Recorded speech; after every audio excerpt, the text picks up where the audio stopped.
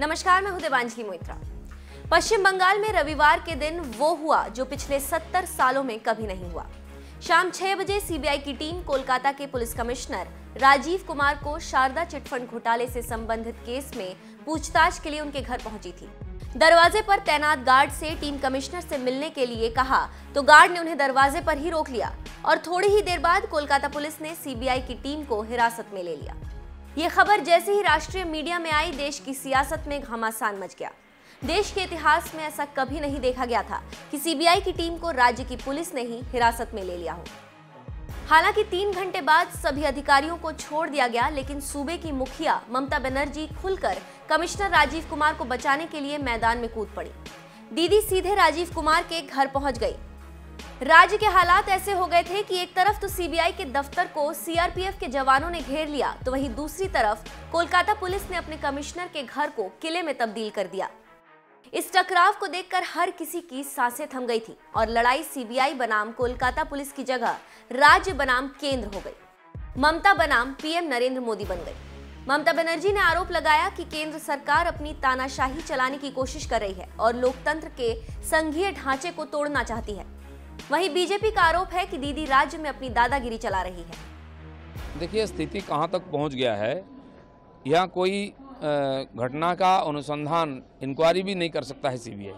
इसलिए पहले से ही सीबीआई का खिलाफ एक वातावरण बनाने का प्रयास हमारे मुख्यमंत्री कर रही थी। उनको डर था कि उनके ऑफिसर, उनके पार्टी के लोग इस घोटाले में लिप्त हैं। कभी ना कभी एक इंक्वायरी होगी और सच्चाई सामने आएगी। आज बंगाल के लोग जो चाह रहे थे कि चिटफंड का घोटाला जो हुआ है उसमें न्याय हो और लोगों जो दोषी उनको सजा मिले, इसमें जो लोग व्यवधान डाल रहे थे, इस प्रक्रिया को जिन्होंने सबसे ज़्यादा कॉम्प्लिकेटेड बनाया उसमें से एक है राजीव कुमार जी। वो सीट के वो मुखिया थे और आज बार बार उनको नोटिस भेजने के बाद भी वो सीबीआई का हवाले नहीं हुआ और सीबीआई उनका घर तक पहुंचा उनको पूछताछ करने के लिए, और उससे घबराई हुई मुख्यमंत्री वहाँ पहुँच गई जा करके और उन ऑफिसरों को अरेस्ट किया गया है। तो इसका मतलब क्या है? हिंदुस्तान का कानून का बाहर है बंगाल। कानून व्यवस्था संविधान यहाँ कुछ नहीं चलेगा, अपना ताना से ही चलाएंगे चीफ मिनिस्टर। ये बंगाल के लोगों के सामने बहुत बड़ा प्रश्न है। The BJP duo, the Juggal Bandi, the Jumla Jodi of Mr. Amit Shah and Mr. Modi cannot fight the Trinamool politically. They know that they will never be accepted in Bengal, so they are resorting to this political vendetta, especially after what they saw on January 19th at the United India rally. I mean, look at the language which was used by Prime Minister Modi yesterday at a public rally. That's not the language expected from the Prime Minister of India. Actually, the BJP knows the Trinamool slogan is the right one. 2019 BJP finish. So that's what is happening today. They know that is happening. They are breaking every institution. And today what happened was unprecedented. They landed up at the 40 CBI officials, and I'm not blaming the officials, remember, because officials have to do what they're told to do by this Jodi. Landed up there at our police commissioner's residence of Calcutta. He's a police commissioner, serving officer. And what happens there? What happens there? They don't even have a search warrant. So this is, and let me tell you, from our sources what we are hearing, and these are strong sources, that the puppeteers is actually Modi, Shah with Ajit Doval. That's where they're getting the instructions from, and I can say this with all responsibility. ममता ने इसके खिलाफ संविधान बचाओ धरना शुरू कर दिया। रात 8 बजे ममता मेट्रो चैनल के पास लगातार धरने पर बैठी रही। ममता के इस धरने को विपक्षी पार्टियों ने भी समर्थन दिया है। इनमें कांग्रेस अध्यक्ष राहुल गांधी, दिल्ली के मुख्यमंत्री अरविंद केजरीवाल, तेजस्वी यादव, अखिलेश यादव जैसे नेता शामिल हैं। लेकिन सवाल ये उठता है कि सीबीआई की कार्यवाही से दीदी इतना क्यों बौखला गई? क्या कोई ऐसी बात है जिसे वो छुपाने की कोशिश कर रही है? The constitutional mechanism in the state of Bengal, West Bengal, has completely collapsed. And therefore, not only that the chief minister is sitting on dharna on the street, and who is in the dharna? Police officers, DG, ADG, police commissioner in plain clothes, they are on dharna. धरने पर कौन बैठा है? DG, ADG, police commissioner. क्या सरकारी अधिकारियों को धरने पर बैठना कौन सा नियम है? और मुख्यमंत्री धरना देके बैठे एक पुलिस अधिकारी को बचाने के लिए, खुद को बचाने के लिए। राजदार को बचाने के लिए है, जिसे चिटफंड घोटाले के राज मालूम है, the man who knows too much and the man who has all the secrets of chit fund scam, that was to be inquired by CBI, and therefore CM is protecting herself and the police officer. Due process of law has met with anarchy in the state of West Bengal. It is for the people of Bengal to see how a scam which has looted the poor not only in Bengal but other states, a scam which has brought to light an international fake currency racket also, a scam which has also spoken about intervention by many and influential people in the state of West Bengal, a scam for which there has been direction to find evidence and through due process bring people to justice. Today, Mamata Banerjee stands shoulder to shoulder with such scamsters. The fact that paramilitary forces had to be assigned for protection of those officers who were diligently doing their duty is for the first time an unprecedented view given to the citizen with regards to the state of anarchy in the state of West Bengal.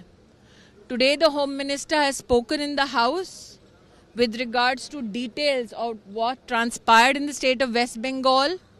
He has appealed that Mamata ji take back this attack on the federal structure and an attack and stop obstructing justice.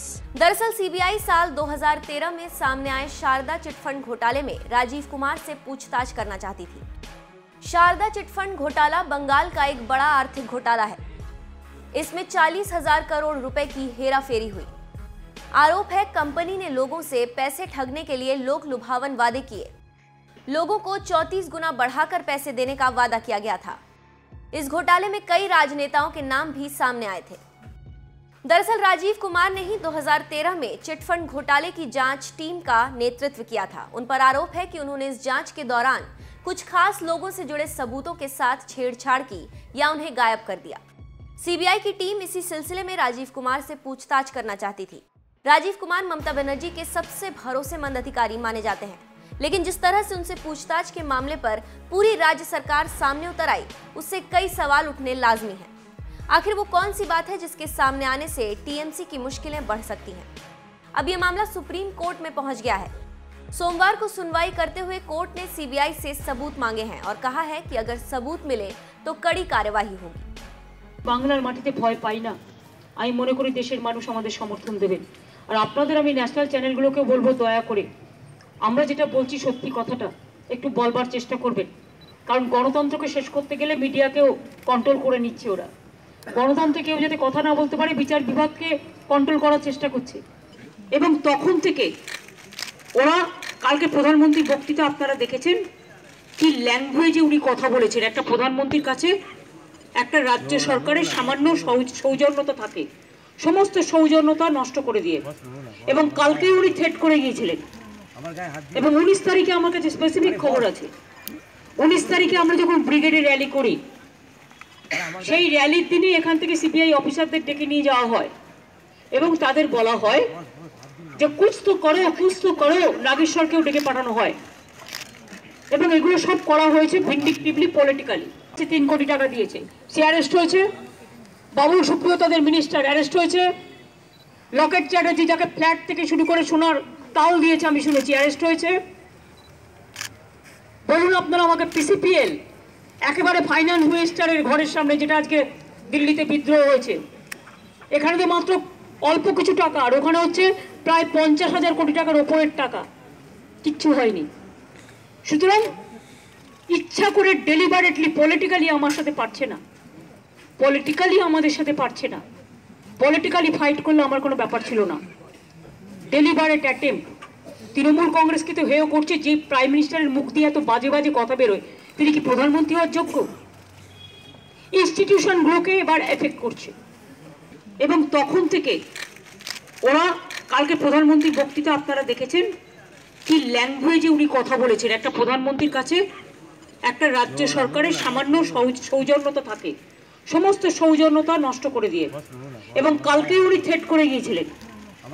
এবং 19 তারিখে আমার কাছে specific খবর আছে, 19 তারিখে আমরা যখন ব্রিগেডে র্যালি করি, সেই র্যালির দিনে এখান থেকে সিবিআই অফিসারদের ডেকে নিয়ে যাওয়া হয় এবং তাদের বলা হয় যে কুছ তো করো, নাগেশ্বরকেও ডেকে পাঠানো হয়, এবং এগুলো সব করা হয়েছে ভিন্ডিকটিভলি পলিটিক্যালি।